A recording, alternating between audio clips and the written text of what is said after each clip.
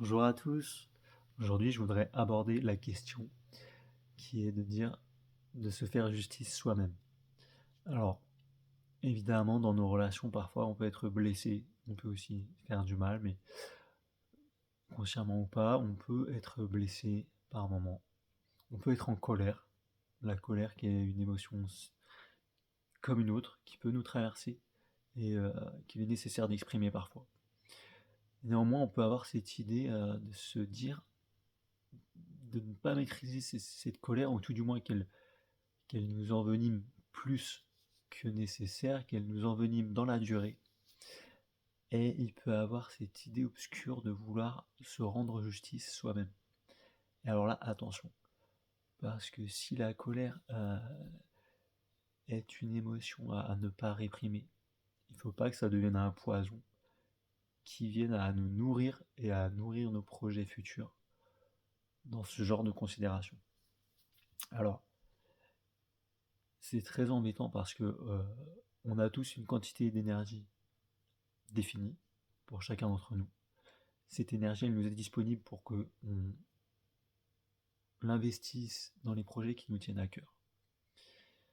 Et donc, il faut l'orienter positivement dans ce qui nous fait du bien, afin de faire fleurir et de rendre des schémas pérennes au niveau des choses qui nous font du bien. Et si on prend cette énergie-là et qu'on l'investit avec l'idée obscure de rendre justice soi-même, voire même de vouloir comme donner une leçon à quelqu'un, c'est vraiment pas bon. C'est vraiment quelque chose à éviter à tout prix. Parce que en faisant ça, déjà on va aller dans des considérations négatives pour soi-même. Et donc on va nourrir des idées négatives. Et on va faire ça en pensant, à vouloir projeter ça envers une personne, quelle qu'elle soit.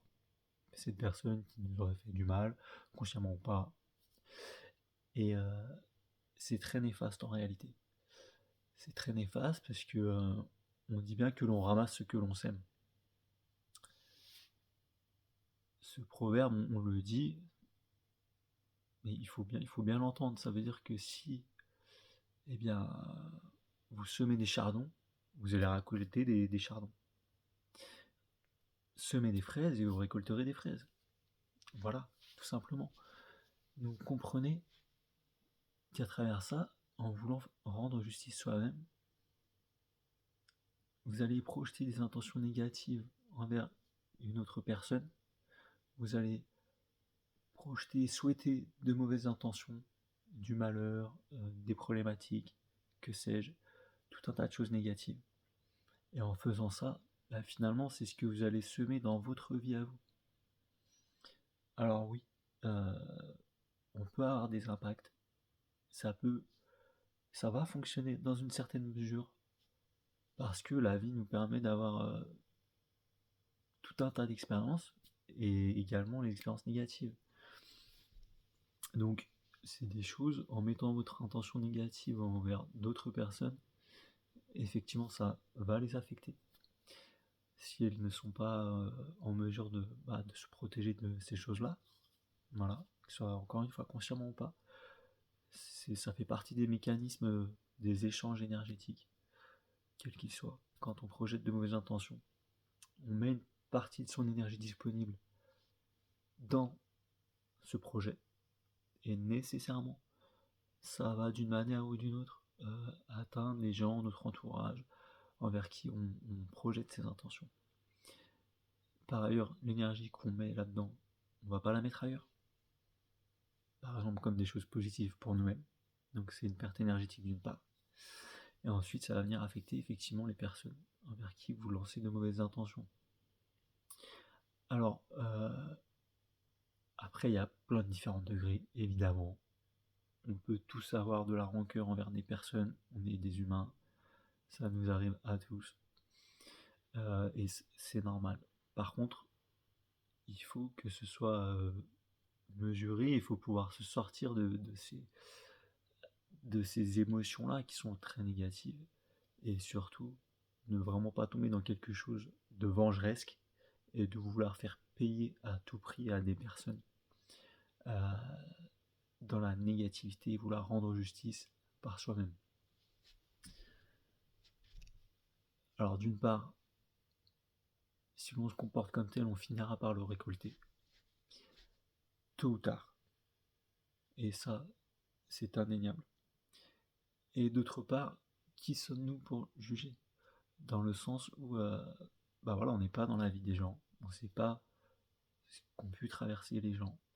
On est toujours à l'extérieur, finalement, dans une certaine mesure, en tout cas. Et donc, c'est pour ça que ce n'est pas à nous de juger, quoi qu'il en soit.